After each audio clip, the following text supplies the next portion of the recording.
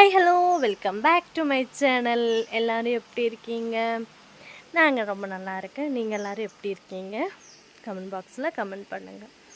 அப்போது இன்றைக்கி நம்ம ஒரு மெடிசன் அதை பற்றி தான் பார்க்க போகிறோம். அப்போ அதுக்கு முன்னாடி என்னோடய சேனல் புதுசாக பார்க்குறவங்க சப்ஸ்கிரைப் பண்ணிக்கோங்க, கூட இருக்கிற பெல்லைக்கனும் கிளிக் பண்ணிக்கோங்க. அப்போ தான் நான் போடுற ஒவ்வொரு வீடியோஸோட நோட்டிஃபிகேஷன் உங்களுக்கு கண்டிப்பாக வரும். இதுவே ஃபேஸ்புக்கில் பார்க்குறவங்க ஃபாலோ பண்ணுறதுக்கு மறந்துடாதீங்க. ஓகேவா? வாங்க வீடியோக்குள்ளே போகலாம். இப்போ நான் காமிச்சு கொடுக்கறது தான் நம்மளோட புல்லடி, சிறு புல்லடி அப்படின்னு சொல்லுவாங்க தமிழில். மலையாளத்தில் நிலம் பெரண்டா அப்படின்னு சொல்லுவாங்க. இது என்ன அப்படின்னு நான் காமிச்சு தரேன். இதுதான் அது, நிலம் பிரண்டை அப்படின்னு சொல்லுவாங்க. இதோட யூஸ் என்னென்னு பார்த்தீங்கன்னா, ஃபஸ்ட்டு நான் இது எப்படி இருக்குன்னு சொல்கிறேன். இது ஒரு இதுலேயே 3 இலை இருக்கும். அதாவது ஒரு இதில் 3 இலை அப்படி தான் இதோட இது. இதோட பூ நீல கலரில் இருக்கும். இந்த நீல கலரில் இல்லாட்டினா ஒயிட் கலர்லேயும் இருக்குது, அப்புறம் பிளாக் கலர்லேயும் இருக்குன்னு சொல்கிறாங்க. ஆனால் பிளாக் கலரில் நான் பார்த்ததில்ல. பின்ன எல்லோ கலர்லேயும் இருக்குது.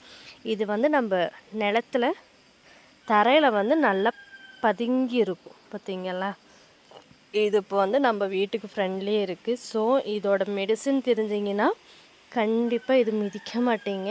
அவ்வளோ மெடிசன் ஆனால் ஒரு செடி தான் இது. இதோட யூஸ் என்னென்னு பார்த்தீங்கன்னா, இதுக்கு நிலம் புல்லடி இல்லாட்டினா செரு புல்லடின்னு சொல்லுவாங்க. சின்னதாக இருக்கிறதுனால செரும்புல்லடி அப்படின்னு சொல்லுவாங்க. இது வெரிகோஸ், தைராய்டு, மூளைக்குரு, அதாவது பைல்ஸு, மஞ்சக்காமலை, பெண்களுக்கு அதிகமாக இருக்கும் வெள்ளைப்போக்கு, அதுக்கெல்லாம் உத்தம மருந்தாகும் இது.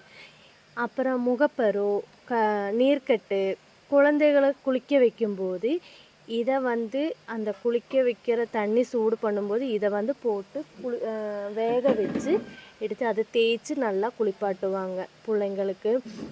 அது தேய்ச்சி குளிப்பாட்டும் போது அவங்களுக்கு உடலில் இருக்கும், சருமத்தில் இருக்கும் பிரச்சனைகள் எல்லாம் சரியாகிறதுக்காக யூஸ் பண்ணுற ஒரு விஷயம் இது.